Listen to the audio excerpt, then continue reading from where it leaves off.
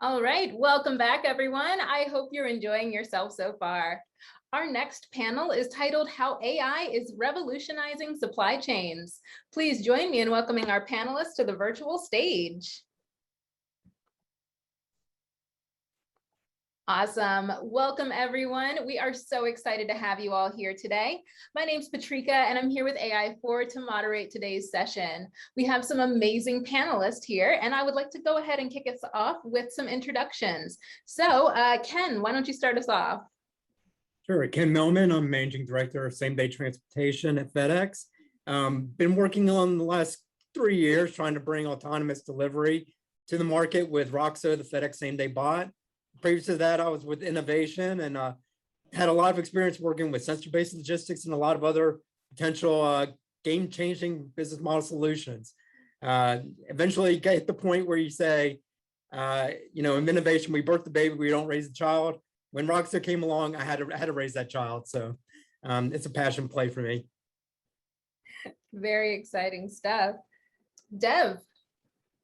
Good afternoon, everybody, and thanks for inviting. This is Dev Pappat. I lead the data science and engineering for medical devices, and primarily have been in this area for just over 8 years, looking at not just the supply chain, but optimizing our value chain all the way from the first paying customer all the way back, and applying traditional predictive analytics and machine learning techniques, but also optimization techniques to improve our value chains. And excited to be here. Awesome. Very exciting to have you. Janak. Oh, you're on mute. That helps to get off mute to talk to people. Yeah, this is Janak Athreya. I lead the data enablement, data solution governance team at Grainger, and I look at how do you enable the organization, the supply chain organization, to leverage AI, leverage machine learning, leverage data analytics to optimize and deliver business value. And before this, I was with BP, looking at the big data practice. Awesome. Excited to have you. And Thank Jimmy. you. Hey, yeah, Jimmy Hurff here. Thanks for having me. I'm the Senior Vice President of Data and Analytics for GHX. GHX is a global healthcare exchange, and we're the world's leading healthcare trading partner network. And we sit in the middle between suppliers and providers, and we help those who buy and sell products that are needed to deliver patient care within the healthcare system. So I lead our data engineering, data acquisition, data science, data management, and advanced analytics groups within GHX. Thanks for having me. Thanks for being here. All right, we've got a great panel, so I'd love to get right into our questions. So the first question is, supply chains are changing rapidly, and there's a lot of hype around robotics, inventory management solutions, demand optimization tools, and predictive maintenance techniques. Is this new technology worth the hype with supply chains? Janak, I'm going to kick this one to you first. Yeah. So when I think about the new technologies, it's about how do we deliver the business value to using the technologies. And essentially what we are finding within supply chain is when we look at robotic process automation, when we look at optimization, when we look at predictive analytics, when you look at transportation, all of these are all game changers as far as supply chain goes. And it basically, the traditional way of looking at supply chain, the traditional way of not having good data and all the information to make those decisions, I think this has radically changed how we do things. It's radically changed how you look at the business problem and how do you leverage different kinds of technologies to solve those business problems. I think AI is pretty much both AI, ML, and RPA has dramatically changed supply chain, how we look at things in supply chain. That makes Ken sense. is smiling. Someone have something to add? Yeah. I would totally agree. I mean, being in my innovation role, head of the game-changing innovation business model, basically it comes down to using the technology to deliver the value either for your customers or creating that game-changing opportunities or efficiencies within your business. And what we're finding is that AI is enabling a lot of those internal efficiencies in various ways within our supply chains and how we support our customers. And then the opportunities to be able to provide new value for the customer is just amazing. Yeah, I'm with you, Ken. I would say that, is it worth the hype? Yeah, great question. Yeah, it is. I mean, I chose this. This is my passion. This is my love. And I found in GHX the same kind of passion. I mean, there's passion to try to leverage our data and our analytics to do things, more effectively and more efficiently, and innovation to do things better and faster. Is there overhype in this? Sure. I think there's overhype. I think there's underhype. There's a lot of suppliers that'll come out there and bring, their wares that, there is no silver bullet, right? And so I would say, watch out for the silver bullet that some supplier or provider claims that they have that just will revolutionize things. But we're just starting here. I think we're just scratching the surface, and there's a lot of great things to come. So I think there's reason to be excited. Yeah, personally, I'm a big fan of the Gartner hype cycle. And I think technology does follow that hype cycle. And if you look at different aspects of how AI is being applied, it's at different parts of that life cycle. Some parts have gone through the peak of inflated expectations, and I'm starting to move down into that trough of disillusionment. But I think there's aspects that are starting to make it through that trough of disillusionment. We're starting to see some real value and real use cases and real returns. And I mean, Kenneth, to your point, it depends on the kind of maturity you have within the organization and the ability to actually look at good AI models and actually bring the business together with the AI teams, because unless both of them really work together, you are not getting that business value. And it's about how do you look over the hype and say what is going to deliver the business value. And I think that's where we have found value within Grainger. Excellent. And Dev, what are your opinions? No, I was listening and I agree with all the points, and I like the statement. Is it overhyped and is it underhyped? I think it's definitely worth the hype. I think supply chains are changing rapidly. We were always focused on lowest total cost. Now with national barriers emerging, some of the local regulations will make the supply chain morph one more time, where AI is actually going to help us identify those spots. One thing that one thing where I think AI will help us immensely is what I call as the last mile execution. Historically, we have treated supply chain as one big box. We've talked a whole lot about mass customization and everything, but most of the B2B, or in some cases B2C, but mostly B2B initiatives where they fail are at the last mile, where we do the big stuff right, but we kind of don't have the right data, the right processes for the last stuff, and where we don't sometimes, we deliver value to ourselves, we may or may not deliver value to the end customers. And that's where I think AI has the opportunity to kind of miniaturize your supply chain, actually deliver value to the last mile as well. That's excellent, and it's a great segue into our next question, which is how can AI be leveraged within supply chains to create value? And we'd love examples if you can share them with us. So Dev, I'd love to stick with you for this one. I think you are. Yeah, sure, absolutely. And actually, the only thing that I will add is, even before you take a supply chain, right, you can start from a value chain itself as well, because if you truly take a look at the end consumer, and where AI can help is actually segmenting and targeting different consumers or different customers in a B2B environment to have a tailored approach on the products for the right price to be provided to them. And then when you work your way back into the supply chain, you can then look at all the different costs to optimize your supply chain for the right node at the right network, right batch size, and then work continuously your way back into the supply chain even more so to then optimize for predictive quality as well as predictive maintenance, all the way back into procurement as well. So the historical notion of having a big ERP system and a big OTC order to cash system, and somehow those two link together and then push all that data into a data warehouse may not be the right system from here on. Where we can really add value is getting the common data threads across the entire value chain and then identifying for a true end-to-end optimization. That's where I think AI can truly add value. Excellent point. Jimmy, what are your thoughts here? Yeah, I mean, so just thinking about how this, what Dev said resonates. I mean, I agree. You know, the end-to-end view is the panacea we're chasing, you know, but some specific like opportunities for AI in the supply chain. I mean, like we can take a lesson from some of our B2C partners that are out there doing this already pretty well. I mean, like a common one that we run into is, where's my stuff? I mean, and like, Ken, I'm sure you get that question all the time, right?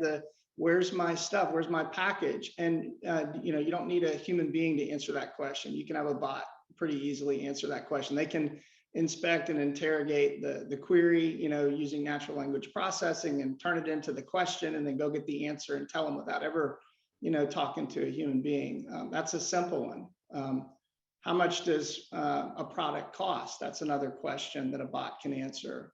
I need to place a reorder. I need an automatic reorder to happen. I mean, things like that. Those are pretty easy use cases to understand in supply chain. And there's operational benefits that are pretty easy to describe to your CFO. You know, because you're just replacing human capital with robots in many cases.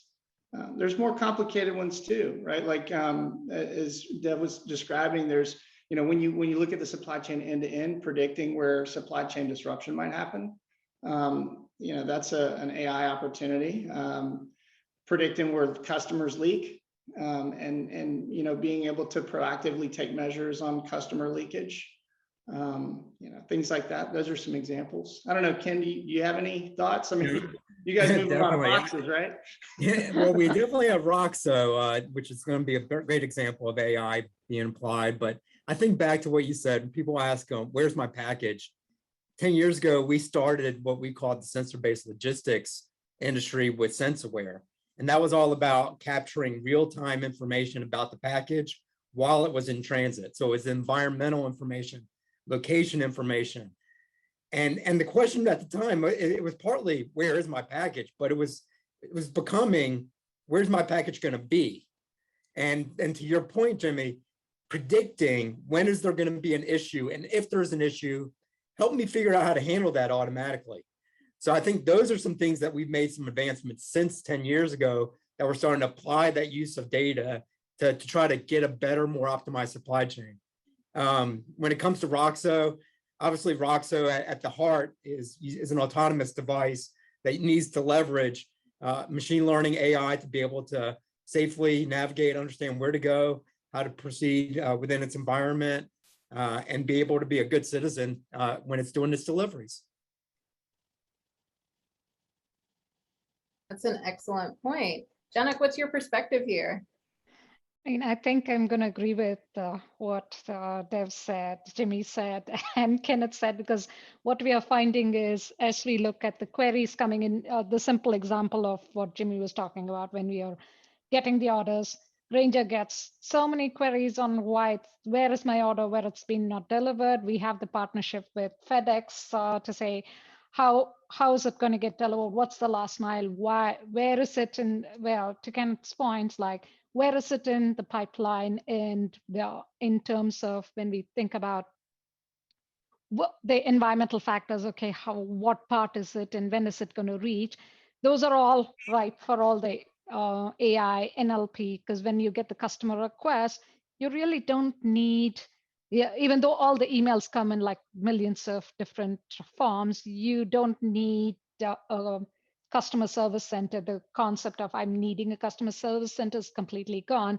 You can think about, okay, you have a bot, you have the bot that can track, you have the bot that can interface with FedEx. You can basically get that whole end-to-end when you're just thinking about that. But then when you look at whether it comes to inventory optimization, predictive analytics on where I want the customer segmentation, where do I want to talk to the customers, where I have the customer, all this is all ripe for whether you want to call it machine learning or AI, depending on what end of the spectrum or how much of the technology we are going to use. You can call it in different ways, but it's basically you're looking at models, like models that can learn and deliver stuff, or models that are more like bots that will help answer the questions. It's a great perspective. Thank you for sharing. Anyone else have anything to add before we move on to our next question? All right, so our next question is for supply chains, organizations that are earlier on in their AI adoption process, which lessons are key to have in mind? So I know we're all in different stages of, adopting AI, so I'd love to hear kind of where you're at. So Ken, let's start with you on this one. Sure. I mentioned the Gartner hype cycle. I think one of the things to be aware of is where is that technology that you're looking at or that use case within that hype cycle, and just being measured in how you approach your investment and how you're strategizing to bring that thing along from an R&D or commercialization perspective. The other big thing I think that's a big challenge early on is data is key when it comes to a lot of these solutions. And what I think a lot of people don't realize is they'll jump in and they go, oh, I don't have the data, or I don't have it structured the right way. I don't have it prepared to be able to do this type of deep learning that I need to do. So make sure that you have this inventory of all your data and that you have the plan to be able to do what you need to do to be able to leverage that data effectively. Yeah, and I found that similar to Ken's point, if you don't have the data, the models don't necessarily give you the right answers that you're looking for. And the other point that I found is start small, build the level of confidence within the team, because you want to build champions, you want to build advocates within the process, and you want to have the first couple of ones pick the right teams and the right business use cases and the right set of, I would call it, technology. Because if you don't deliver the first couple of things successfully, you're not building the level of trust or the investments that are going to be needed to do the next few things, which are the, let me call it, the more complex ones, where you need to train the models, you need to invest the time. And if you don't do it right the first couple of times to get the quick, good wins, your level of investment for the next few ones or the confidence in your team doesn't necessarily come through. Those are the couple of the learnings we went through when we went through the learnings when we implemented stuff. I think for me, what I'm just building up on what was said around data, right? I think I might kind of combine the questions 3 and 4 in the sense that some learnings and some challenges or watch outs as well, right? So data as a common thread kind of was mentioned a couple of times. Just to build up on that, right? One thing to be careful about is in legacy organizations, they are structured in functional silos. Many of them have a prevalence of score models, which is the supply chain operating reference model, and which also makes the data functionally separated. So it sometimes becomes harder to have a common data thread across the entire supply chain. So it will be imperative, one, to kind of, number one, it will be imperative to get that data thread connected, so that when you make a decision for supply chain, you're not optimizing a node of supply chain, you're optimizing the supply chain. The second thing, I think, as was said earlier by Janak, was around picking up the right programs to demonstrate success, but also picking up the right sponsors, because a lot of this is sometimes not a data problem, but more of a change management problem. So you might want to make sure that the ones that you pick, you have the users empowered for success, and you have the right sponsors who can also eliminate or reduce any hurdles that you might get, and actually market your products correctly as well. And the third one, I think, in addition to data and sponsorship and the right projects, is actually maybe the fourth one is the right investment in talent. AI is on this hype cycle. So you might want to look at what are the areas of AI that you want to build versus what are the areas where you want to take a vendor partnership. For example, RPA, I think Janak pointed out, is that something you want to build in-house, or do you want to build a vendor partnership? Similarly, however, optimizing of supply chain might be a different strategy for buy versus build versus an RPA. So that would also be an important element to think through. Yeah, makes a lot of and to Devrat's point, having the right partnership makes a huge difference, because if you don't have the right skill set, a lot of projects fail. Yeah, I think I have the same three, but just in a different order. I love the way you said it, Dev.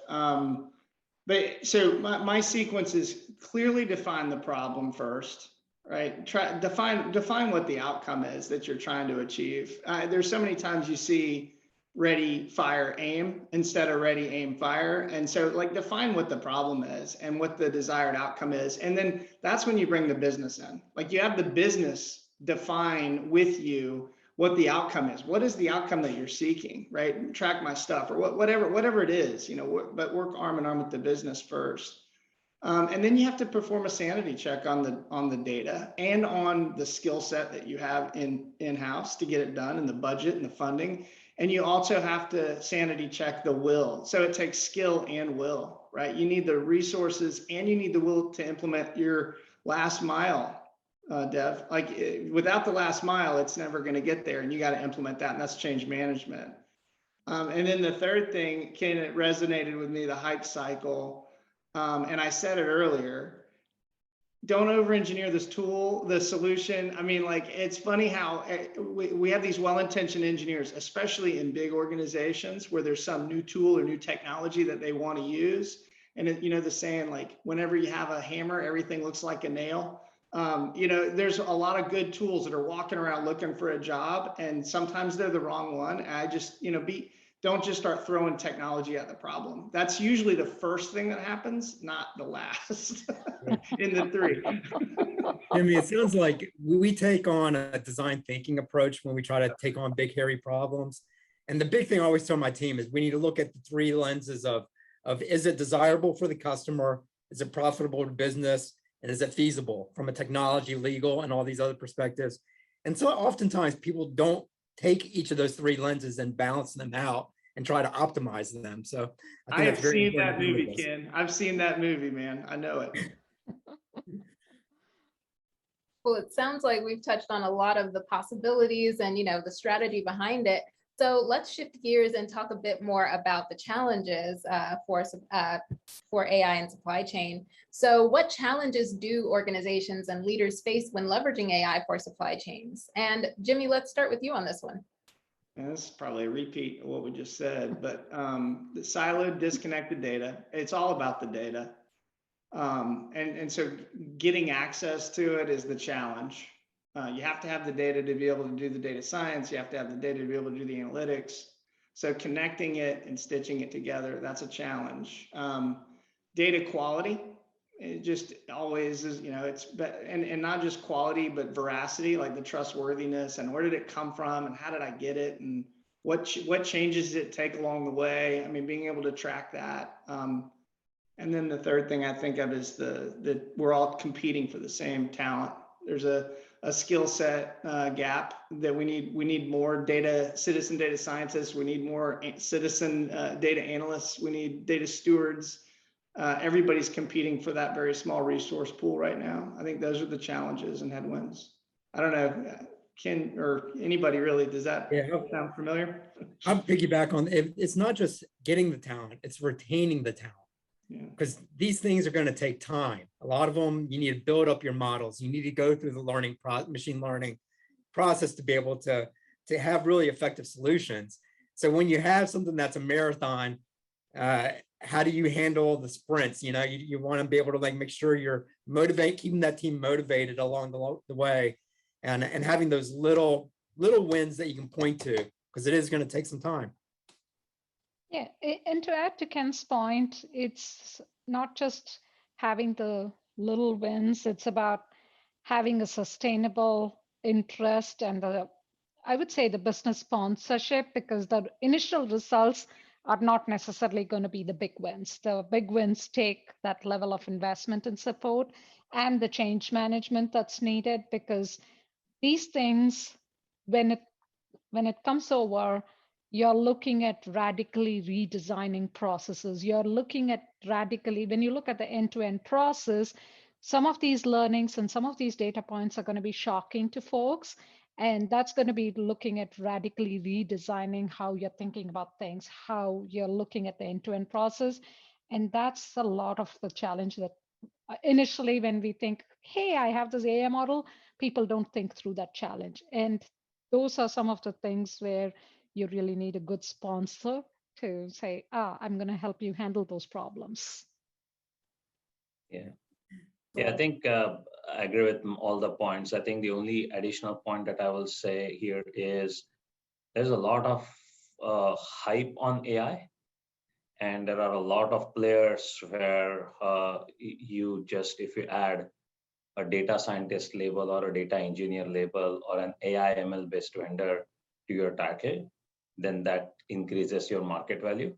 What we really need to be careful is thoroughly vet that talent and thoroughly vet those partners as well. Otherwise, the joke sometimes we have is that might be the cause of AI winter, where there might be a lot of hype on AI, but that hype may not result in true business value realization over a period of years. One thing I'll add is a lot of these projects are maybe in an R&D phase. And with R&D, inherent with R&D is a lot of ambiguity. And that's sometimes a culture clash for businesses or business leaders that are used to just delivering immediate results or want more definitive timelines, don't want that uncertainty. So that is a major challenge, is being able to manage that level of ambiguity that you need to have to be able to iterate and cycle through whatever you're innovating. Yeah, and I think that also requires a certain degree, I agree with that, and that requires a certain degree of risk-taking appetite. And one of the things is we have a massive risk-taking appetite in R&D because people are trained that 80% or business development, because a big chunk of those acquisitions or big chunk of those research projects fail. In supply chain, by default, the first step of supply chain is always eliminate the risk and improve compliance. The second step is improve quality. And then if you do step 1 and 2 right, then you talk about effectiveness and efficiency. So ingrained in your mindset is always risk aversion. So that is a major organizational change that you need to tackle. And along with that organizational change, one thing we also realize is the talent that is existing in those roles. They have historically for 5, 10, 15, 20 years being trained to be risk averse. Make sure that you don't miss a single product shipment to the customer. Make sure that you don't have a single quality issue. Make sure that you don't have any failures. Well, by default, these things are going to fail. So that is another thing that we need to be watching out for, that the talent you have is the talent you have. So you're going to have to work with that senior leadership at the business partnership level to make them comfortable to take some risks, to be okay to fail. And that requires a different mindset. Yeah, and Devavrat, what I found is the incubation, when you set up the incubators and when you set up the accelerators, the challenges of getting the moving from an incubator accelerator model to actually going into the sustainable model, the jump is pretty radical. And to move from, hey, I have a product that's under the incubation level, to say, I'll move into the supply chain, I'll have it compliant, and the risk is going to be minimal. Moving that's where we find most of the challenges, because the leadership is not necessarily there to take that risk. They are willing to invest in the incubators and accelerators, but when you want to take that incubator or accelerator and move it into the sustainable mode, the amount of hurdles and the challenges that you go through, even though you prove the incubators or the accelerators, that's where we've found most of the challenges. Makes a lot of sense. And just a kind of follow-up question, we've talked a lot about the hype. How do you and your team, question is directed to everyone, but how do you and your team avoid kind of the shiny object syndrome of AI? Everything, working on one thing and then, oh, wow, that's very pretty, trying something new. How do you stay consistent? And what advice do you have for our audience that may be dealing with some of the same problems? Yeah, I'm passionate about this one. I think it's really keeping the customer at the center. You know, we have the saying that, you know, that it's the keyboard, you know, the keyboard is sometimes the worst offender here, right? We bring these technologies to bear, but the customer is never anywhere in the picture. And so having an intention to build products that our customers love to use is where we start. And it's through that we try to avoid some of the tech for the sake of tech in our strategy. I think, Jimmy, you nailed it. I think you said it earlier. One big thing is framing the challenge. What is the business challenge you're trying to solve? And is it one that that really is going to be a big pain point, or something that's going to add a lot of new value for your customers? And just be so laser focused on solving that challenge, and don't just try to take technology and throw it all over the place and see what sticks. That's an excellent point. Janak, anything to add? No, I think Jimmy and Ken nailed it. Awesome. Dev, I'll go to you before we go to our last question. No, I think I think all the points are covered. Awesome. So we have one more question for today's panel, and we're going to be a little bit forward-looking.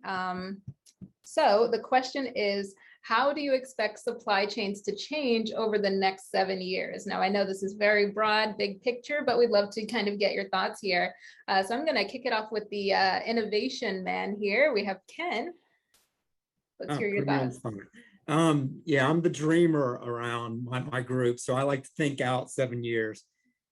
Basically, what I'm picturing is that we have highly efficient and optimized supply chains, that we're able to leverage a lot of these technologies to identify issues before they're issues and automatically be able to rectify them or figure out what is the way to replenish or handle that problem that occurred. I'm also picturing that we're having new technologies in place, like autonomous driving, that are going to create amazing efficiencies in the market. And I think those efficiencies and the cost savings we're getting from some of those technologies ultimately are going to create new value opportunities for the customers. Some of the things that we're going to be doing with same-day delivery. I'm also leading Same-Day City, and which is the current manned fleet. We're challenged with trying to do the fleet optimization on the last mile, but it's hard to be able to get the unit economics down for that last mile, to what Dev was talking about earlier. Autonomous delivery is going to be able to enable new kinds of unit economics that are going to make use cases that we couldn't support before actually feasible to support from a desirable, profitable, and possible standpoint. So I'm just excited to be able to start bringing some of these new solutions to market. Yeah, I agree with that. And just building up on that, right? I think I envision eventually 5-7 years. I don't know the time frame. I think there was a famous quote that we always tend to overestimate the short term and underestimate the long term. But I think I would imagine that supply chains would be fairly miniaturized. Supply chains insofar have been optimized for total cost. Historically, we have talked about agility. We have not really optimized around agility. We have optimized around cost and finances. That's one lesson learned from technology innovation, but also from the recent pandemic, that you have to kind of take agility into the picture as well, especially as individual nation states start creating more barriers, especially as some supplies do become critical. So in that regards, I envision a smaller miniaturized supply chain, and with the technology actually dropping the cost of those supply chains.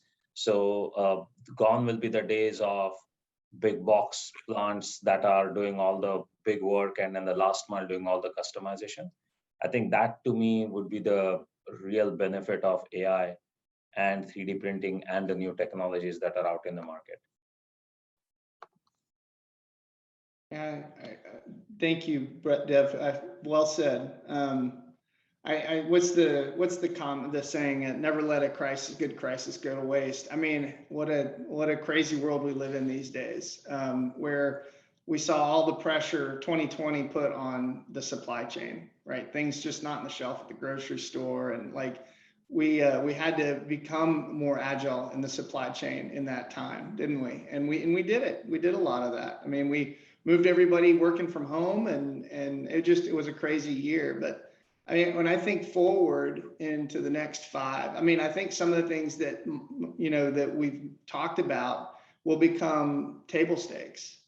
The idea, like data quality, won't be like a thing that will be aspirational. It'll be a necessity. We'll have to have good connected, integrated data to run our analytics against. Like, it's not connected won't be an answer any longer. So I think data quality and data access will continue to get easier and better. And if you think about, like, at a global scale, the potential value that's kind of wrapped up in our data, the potential that could be unlocked and to do things, to make predictions or analytics, it's pretty impressive. That's why I get up every day. Very exciting. And I think we, like, our customers and our users will demand more and more from an experience standpoint. They're going to demand being able to get access to their information immediately wherever they are. It's not going to be like when I get the B2C and B2B being two different sort of channels. Those will merge. Like, in eventually experience, it's going to have to be a highly enhanced experience, or they won't accept it, won't tolerate it. You know, things like autonomous vehicles. Yeah, we're going to just get in one and it's going to take us to the airport, or take our packages or whatever, and we'll require it. We'll, just like we require Lyft and Uber today. Anyway, I'm very excited about the next 5 years. It's going to be fun. Yeah, I was just listening to Jimmy because TrueSimple is one of the companies that actually is doing the autonomous vehicle, or they're looking into autonomous trucks. So I think that's going to become a reality. Drones, the last delivery mile, all that's going to become a reality. And when I think about in the next 5 to 10 years, you're going to have, like we have self-serve analytics becoming a thing of data scientists, and it's more prevalent. You'll have AI and ML becoming more and more easily accessible, the models being, I would say, more available to the general users to build, and you'll have all the packaged models. And I think that's where it's all going to dramatically change in terms of more and more, rather than it becoming like a hype, oh, it's not available. Now it's more, everyone has access to the models. It's like, okay, which one do you want to pick and choose? It's more like an app store. Hey, I want to have this model. This is what I want to use. And this is, you get trained models, you'll get samples and supply. And I think that supply chain that way, as Dev was talking about, it's really going to shrink, and your total cost, finances, all that's going to become much more optimized. It's a very exciting future that you've all painted. I love it. Does anyone else have anything else they want to add before we wrap up today's panel? You all have been so wonderful in sharing your insights today.